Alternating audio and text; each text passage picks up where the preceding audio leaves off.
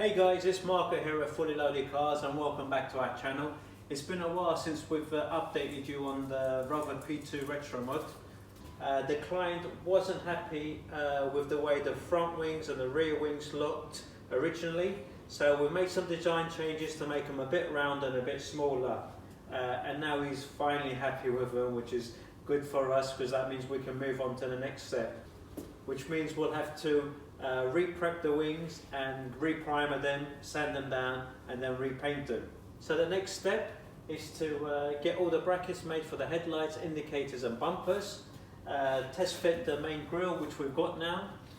So yeah, that's what we'll do now. We'll test fit everything, make sure everything is where it's meant to be, make sure the client, most importantly, is happy with the way it looks, so we can move on to the next step.